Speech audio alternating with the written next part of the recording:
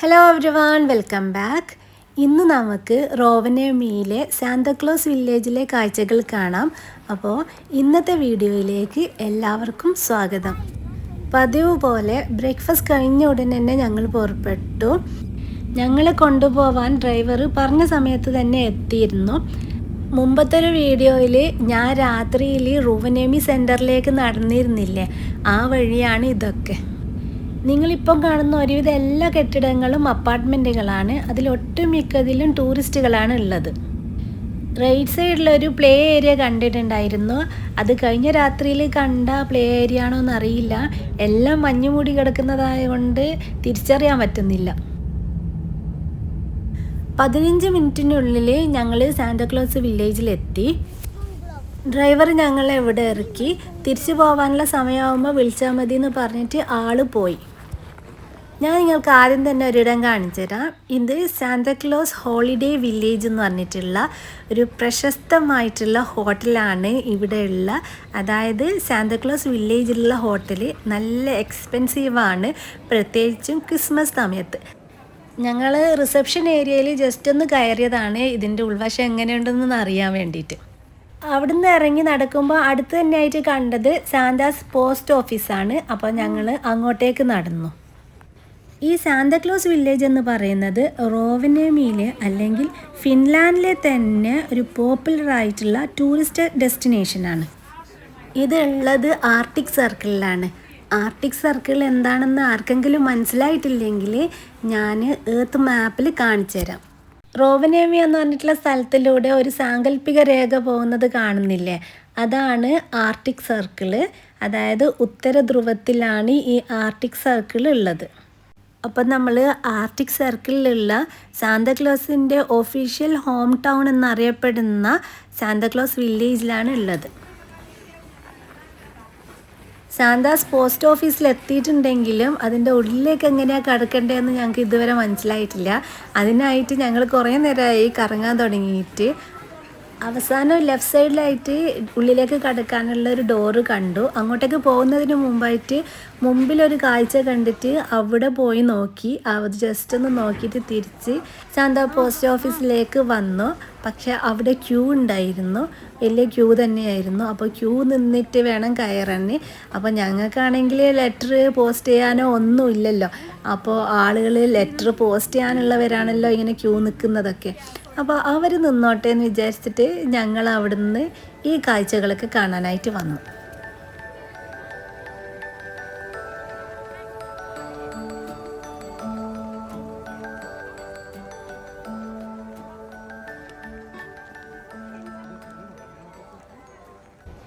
അവിടെ ഒരു direction sign ഉണ്ടായിരുന്നു.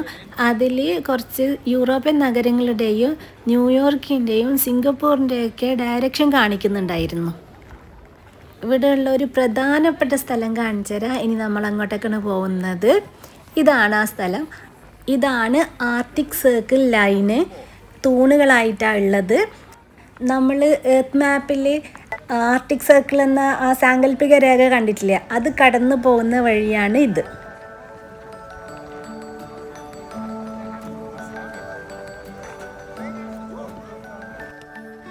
അതെ, നമ്മൾ ആർട്ടിക് സർക്കിൾ എന്ന ആ സാങ്കല്പിക രേഖ പോകുന്ന സ്ഥലത്താണ് ഉള്ളത്.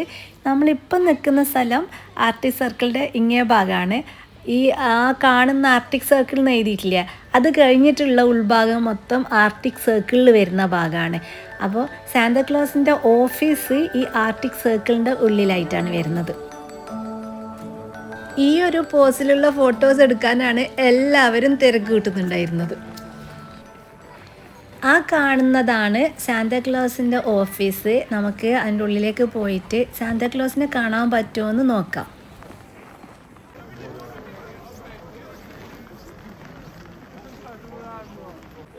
ഇല്ല, ഞങ്ങൾക്ക് സാന്താക്ലോസിനെ കാണാൻ പറ്റിയിട്ടില്ല. അതിൻ്റെ ഉള്ളിൽ നല്ല തിരക്കായിരുന്നു. അപ്പോൾ ക്യൂവിലുണ്ടായിരുന്നു കുറേ പേര്. അപ്പോൾ അവിടുന്ന് പറയുന്നുണ്ടായിരുന്നു ക്യൂവിൽ നിന്നിട്ട് കാര്യമില്ല, ഓൾറെഡി ഫിൽഡാണ്, ഇനി സാന്താക്ലോസിനെ ഇപ്പം കാണാൻ പറ്റില്ല, ഉള്ളിൽ ആളുകൾ നിറയെ ഉണ്ട്. ഇനി ഞങ്ങൾക്ക് ഒരു സമയം തന്നു, ഒരു ടൈം സ്ലോട്ട് തന്നു, 4 മണിക്ക് വന്നാൽ നിങ്ങൾക്ക് കാണാമെന്ന് പറഞ്ഞിട്ട് എഴുതി തരികയൊക്കെ ചെയ്തു. ഞാൻ ആ ഓഫീസിൻ്റെ ഉള്ളിൽ കുറേ നേരം ഇരുന്നു. കാരണം നല്ല തണുപ്പായിരുന്നു ഇവിടെ. ഇത്രയും ദിവസത്തിനുള്ള പോലത്തെ തണുപ്പൊന്നല്ല, അതിനേക്കാളും കാഠിനമേറിയ തണുപ്പായിരുന്നു. എൻ്റെ കൈ ഫ്രീസായിട്ട് എനിക്കൊന്നും ചെയ്യാൻ പറ്റാത്തൊരവസ്ഥയായി പോയി. ഞാൻ കരഞ്ഞു. സാന്താക്ലോസ് ഓഫീസിൻ്റെ ഉള്ളിൽ നിന്ന് ഞാൻ കരയുമായിരുന്നു. അപ്പോൾ ഇവരൊക്കെ ഗ്ലൗസ് അയച്ചിട്ട് കയ്യിലിട്ട് തന്നു എനിക്ക്. അപ്പോൾ എന്നിട്ടും തണുപ്പ് പോകുന്നില്ല, എന്തോ ഫ്രീസായതുപോലെയായി പോയി കൈ. കുറേ നേരം മരവിച്ചിട്ട് ഒന്നും പറ്റാത്ത അവസ്ഥ. കുറേ നേരം കഴിഞ്ഞാണ് നോർമൽ സ്ഥിതിയിലായി മാറിയത് എൻ്റെ കൈ. അത് കഴിഞ്ഞാണ് ഞങ്ങൾ ഇറങ്ങി വീണ്ടും നടക്കാൻ തുടങ്ങിയത്. -22 ആണ് ഇന്നത്തെ ടെമ്പറേച്ചർ എന്നാണ് ഞങ്ങളോട് ഡ്രൈവർ പറഞ്ഞിട്ടുണ്ടായിരുന്നത്. ഞാൻ കുറേ ക്ലോത്ത്സ് ഉള്ളിലൊക്കെ ഇട്ടിട്ടുണ്ടായിരുന്നെങ്കിലും ഗ്ലൗസിന് അത്ര കട്ടി ഉണ്ടായിരുന്നില്ല എന്ന് തോന്നുന്നു. അതുകൊണ്ട് കൈ നല്ല പോലെ തണുക്കുന്നുണ്ടായിരുന്നു. പിന്നെയാണെങ്കിൽ വീഡിയോ എടുക്കാൻ വേണ്ടിയിട്ട് ഞാൻ ഗ്ലൗസ് അയച്ചിട്ടുണ്ടായിരുന്നല്ലോ, അപ്പോൾ നല്ല പോലെ പണി കിട്ടി. സാന്താക്ലോസ് വില്ലേജിൽ എന്തൊക്കെയാണ് ഉള്ളതെന്ന് ഞാൻ പറയാം. Santa Claus office, Arctic circle line നിങ്ങളിപ്പോൾ കണ്ടത്, പിന്നെ സാന്താ പോസ്റ്റ് ഓഫീസ്, പിന്നെ ഇവിടെ ഹസ്കി റൈഡ്, റെയിൻഡിയർ റൈഡ് ഒക്കെ ഉണ്ട്. അതുപോലെ നോർത്തേൺ ലൈറ്റ് കാണാൻ വേണ്ടിയിട്ടുള്ള ഒരു സംവിധാനമുണ്ട്. പിന്നെ സ്നോമാൻ വേൾഡ് എന്ന് പറഞ്ഞിട്ടുള്ള ഒരു വിൻഡോ വണ്ടർലാൻഡ്, അതിൽ ഐസ് ലൈറ്റ്സും സ്കൾപ്ചേഴ്സൊക്കെ ആയിട്ടുള്ള ഒരു സ്ഥലം, അവിടേക്കാണ് നമ്മളിപ്പോൾ പോകുന്നത്. പിന്നെ വേറൊന്ന് സാന്താ പാർക്ക്, അതൊരു അണ്ടർഗ്രൗണ്ട് ക്രിസ്മസ് തീമിലുള്ള അമ്യൂസ്മെൻറ്റ് പാർക്കാണ്. സ്നോമാൻ വേൾഡിലേക്ക് കയറാനുള്ള ടിക്കറ്റ് ഞങ്ങൾ നേരത്തെ എടുത്തതാണ്. അതായത് സാന്താക്ലോസ് വില്ലേജിൽ വരുന്നതിന് മുന്നേ ഞങ്ങൾ ഓൺലൈനിൽ എടുത്തതാണ്. നമ്മളുടെ ടിക്കറ്റ് ഇവിടെ കാണിച്ചു കഴിഞ്ഞാൽ അവർ നമുക്ക് ടാഗ് തരും, നമ്മുടെ കയ്യിൽ കെട്ടിത്തരും. എന്നിട്ട് വേണം നമ്മൾ ഉള്ളിലേക്ക് കയറാൻ.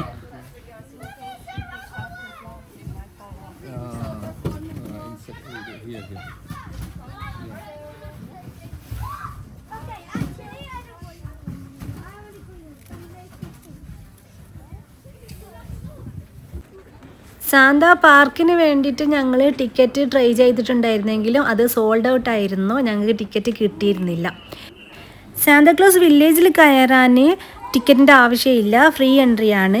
പക്ഷേ സ്നോമാൻ വേൾഡ്, സാന്താ പാർക്ക് ഇവയിലൊക്കെ കയറാൻ ടിക്കറ്റ് ഉണ്ട്. അതുപോലെ തന്നെ ഹസ്കി റൈഡ്, റെയിൻഡിയർ റൈഡ്, ഇതിനൊക്കെ ടിക്കറ്റ് ഉണ്ട്. ടിക്കറ്റ് മാത്രമല്ല, നല്ല ക്യൂ ഉണ്ട്. നമ്മളിപ്പോൾ സ്നോമാൻ വേൾഡിലെ ഐസ് കൊണ്ടുണ്ടാക്കിയ ഒരു പ്ലേ ഏരിയയിലാണുള്ളത്. മോള് പോകുന്ന വഴിക്ക് ഞാനും കൂടെ നടന്നു. അങ്ങനെ ഞാൻ സ്ലിപ്പായിട്ട് നല്ലപോലെ വീണു. അതുകൊണ്ട് മക്കളുടെ കൂടെ പിന്നാലെ ഓടുന്നവരെ സൂക്ഷിക്കുക. തിരക്കിട്ട് ഓടുകയും നടക്കുകയും ചെയ്യേണ്ട, ഇവിടുന്ന് നല്ലപോലെ സ്ലിപ്പാവുന്നുണ്ട്. പുറത്തുള്ളത്ര തണുപ്പ് ഇതിൻ്റെ ഉള്ളിൽ അനുഭവപ്പെട്ടില്ല കേട്ടോ. പുറത്ത് നിൽക്കുന്നതിനേക്കാളും നല്ലത് ഇതിൻ്റെ ഉള്ളിൽ തന്നെ നിൽക്കുന്നതാണെന്നാണ് എനിക്ക് തോന്നിയത്.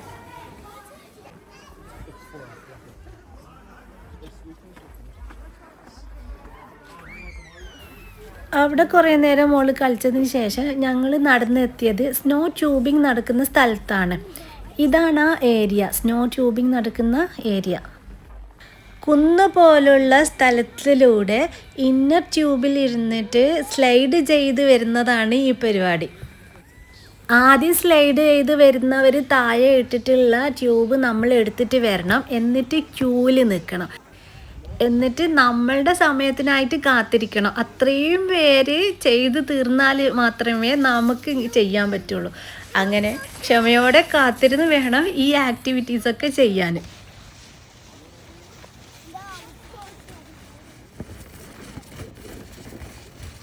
അവിടുന്ന് നടക്കുന്ന വഴിക്ക് കണ്ട കാഴ്ചയാണ് ഐസിൽ കൊത്തിയെടുത്തിരിക്കുന്ന കുറച്ച് രൂപങ്ങളാണ് ഇതൊക്കെ. നല്ല രസമുണ്ടായിരുന്നു കാണാൻ. സൂക്ഷിച്ച് നോക്കിയാലാണ് മനസ്സിലാവുക, കാരണം എല്ലാം വെള്ളയായതുകൊണ്ട് ഒന്ന് സൂക്ഷിച്ച് നോക്കണം. പിന്നെ ഞങ്ങൾ ഐസ് സ്കേറ്റിംഗ് നടക്കുന്ന സ്ഥലത്തെത്തി. സ്നോമാൻ വേൾഡിൽ ഇങ്ങനെയുള്ള ആക്ടിവിറ്റീസൊക്കെ ചെയ്തിട്ട് തന്നെ നിങ്ങൾക്ക് സമയം ഒരുപാട് പോവും. വെയിറ്റ് ചെയ്തിട്ട് വേണമല്ലോ ചെയ്യാൻ. അപ്പോൾ അതിനനുസരിച്ചിട്ട് നിങ്ങൾ പ്ലാൻ ചെയ്തിട്ട് വേണം സാന്താക്ലോസ് വില്ലേജിലൊക്കെ വരാൻ. പക്ഷേ ഞങ്ങൾ പോയ സമയത്ത് നല്ല തണുപ്പായത് കൊണ്ട്, ഒട്ടും സഹിക്കാൻ പറ്റാത്തത് കൊണ്ടും ഞങ്ങൾക്ക് കുറേ ആക്ടിവിറ്റീസ് ഒന്നും ചെയ്യാൻ പറ്റിയിട്ടില്ല. നമ്മളിപ്പം നടക്കുന്നത് മഞ്ഞ് കൊണ്ടുണ്ടാക്കിയ റെസ്റ്റോറൻറ്റിൻ്റെ ഉള്ളിലൂടെയാണ്. ഇതിൻ്റെ ഒരു ഭാഗത്ത് ബാർ മാത്രമാണ്. ഞങ്ങൾ അങ്ങോട്ടേക്ക് നടന്നു പോയപ്പോൾ എല്ലാവരും ആൽക്കഹോളും പിടിച്ചിരിക്കുകയായിരുന്നു. അപ്പോൾ ഞങ്ങൾക്ക് മനസ്സിലായി ഞങ്ങൾക്ക് പറ്റിയ സ്ഥലമല്ല എന്ന്. അപ്പോൾ തന്നെ ഇറങ്ങി ഞങ്ങൾ നടന്നു.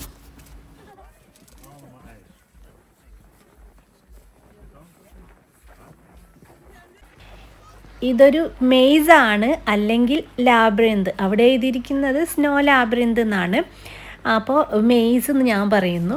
എന്തായാലും നമ്മൾ അതിൻ്റെ ഉള്ളിലൂടെ നടന്ന് പുറത്തേക്ക് എത്താൻ കഷ്ടപ്പെടുന്ന കാഴ്ചകളാണ് നിങ്ങൾ ഇപ്പോൾ കാണുന്നത്.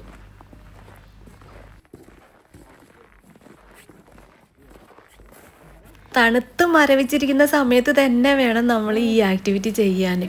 അതായത് വഴിയറിയാതെ അവിടെ ഇതിലും അതിലേക്ക് നടന്നിട്ട് പുറത്തേക്ക് എങ്ങനെ പോകുമെന്ന് അന്വേഷിച്ച് നടക്കുന്ന അവസ്ഥ.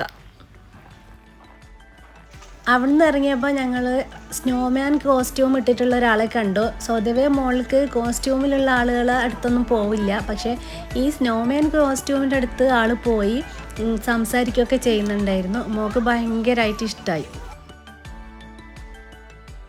സ്നോമാൻ വേൾഡിൽ നിന്ന് ഇറങ്ങുമ്പോൾ നമ്മൾ എത്തുന്നത് ഇവിടെയാണ്. അതിൻ്റെ ഭാഗമായിട്ടുള്ളതാണ്. ഇവരൊക്കെ ഇട്ട പോലത്തെ വിൻ്റർ സ്യൂട്ട് വേണം നമ്മൾ ഇത്തരം കാലാവസ്ഥയിൽ ഇടാൻ.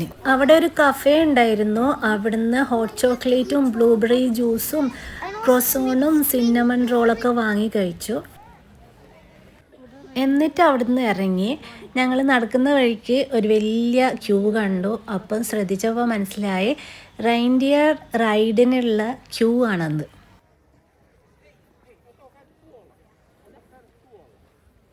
എന്തായാലും ഞങ്ങൾ റെയിൻഡിയർ റൈഡ് ഇവിടുന്ന് ചെയ്യുന്നില്ല. പക്ഷേ ഇതിൻ്റെ ചുറ്റിലും നമുക്ക് നടക്കാൻ പറ്റും. അപ്പോൾ ഒരു സ്റ്റെപ്പ് കണ്ടു. ആ സ്റ്റെപ്പ് കയറിയിട്ട് റെയിൻഡിയർ റൈഡ് നടക്കുന്ന സ്ഥലത്തിൻ്റെ കാഴ്ചകളൊക്കെ കാണാം. നമ്മളൊരു റെയിൻഡിയർ സ്ലെഡിങ് ബുക്ക് ചെയ്തിട്ടുണ്ട്. ഇവിടെയല്ല, അപ്പുക്ക റിസോർട്ട് എന്ന് പറഞ്ഞിട്ടുള്ള ഒരു റിസോർട്ടിലാണ്. അത് കുറേ സമയമുള്ള ഒരു റൈഡാണ് ബുക്ക് ചെയ്തിരിക്കുന്നത്. ആ റൈഡിന് ഞങ്ങൾ നാളെ പോകുന്നുണ്ട്. അതിൻ്റെ കാഴ്ചകളൊക്കെ ആയിട്ട് അടുത്ത വീഡിയോയിൽ കാണിക്കാം. ഇവിടുത്തെ റെയിൻഡിയർ റൈഡ് എങ്ങനെയാണെന്ന് നമുക്കൊന്ന് നോക്കാം. അതാ റെയിൻഡിയർ റൈഡ് നടക്കുന്ന ഇവിടെ. പുറത്ത് ഒരുപാട് ആളുകൾ കാത്തു നിൽക്കുന്നുണ്ട് അവരെ ഊഴത്തിനായിട്ട്. കുറച്ച് റെയിൻഡിയർ മാത്രമേ ഉള്ളൂ. ഒരുപാട് പേരെ കൊണ്ടുപോകാനുള്ള റെയിൻഡിയർ ഒന്നും ഇവിടെ ഇല്ലെന്ന് തോന്നുന്നു. അതുകൊണ്ടാണെന്ന് തോന്നുന്നു അത്രയും പേര് വെയിറ്റ് ചെയ്യേണ്ടി വരുന്നത്. ഞാൻ എന്നും പറയുന്നത് പോലെ നല്ലപോലെ സൂക്ഷിച്ച് നടക്കണം. സ്ലിപ്പറി ആയിരുന്നു. അതുകൊണ്ടാണ് മോൻ പറയുന്നത് നോക്കിയിട്ടിറങ്ങുമ്പോൾ അവിടെയൊക്കെ സ്ലിപ്പറി ആയിരുന്നു. ആ കാണുന്നത് ഒരു റെസ്റ്റോറൻ്റാണ്.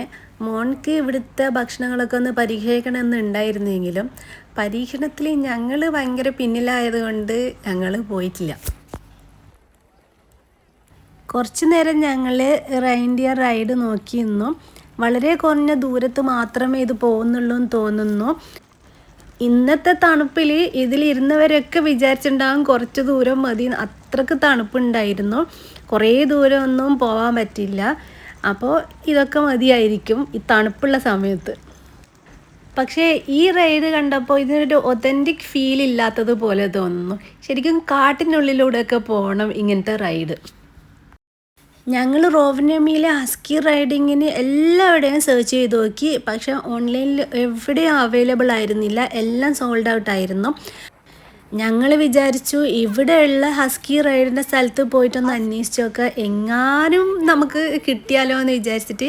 അപ്പോൾ അതുള്ള സ്ഥലം അന്വേഷിച്ച് നടക്കുകയാണ്. അങ്ങനെ അന്വേഷിച്ച് നടക്കുന്ന സമയത്താണ് ഞങ്ങളൊരു സ്ഥലം കണ്ടത്, മിസ്സിസ് സാന്റാക്ലോസ് ഓഫീസ്. അപ്പോൾ ഇവിടെ മിസ്സിസ് സാന്റാക്ലോസ് ഉണ്ട്. എന്തായാലും സാന്റാക്ലോസിനെ കാണാൻ പറ്റിയില്ല. ഇനി മിസ്സിസ് സാന്റാക്ലോസിനെ കാണാൻ പറ്റിയാലോ എന്ന് വിചാരിച്ചിട്ട് ഞങ്ങൾ ഇതിൻ്റെ ഉള്ളിലേക്ക് കയറി.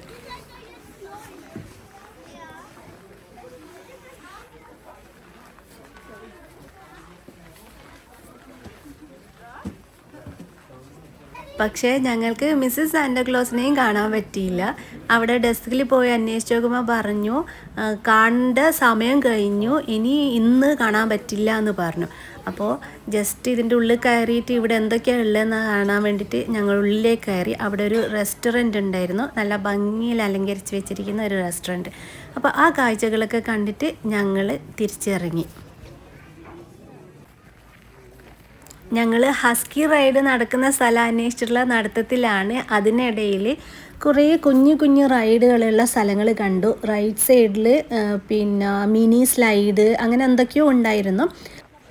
ഇത്രയും കഠിനമായ തണുപ്പില്ലായിരുന്നെങ്കിൽ മോളെ ആ സ്ലൈഡിനൊക്കെ വിടായിരുന്നു. പക്ഷെ തണുപ്പ് കാരണം ഒരു രക്ഷ ഉണ്ടായിരുന്നില്ല. മോള് നടക്കുന്നതിനിടയിൽ പറഞ്ഞു തുടങ്ങി കാലൊക്കെ വേദനിക്കുന്നു, ബോണ് വേദനിക്കുന്നു എന്ന് പറയാൻ തുടങ്ങിയിട്ടുണ്ടായിരുന്നു.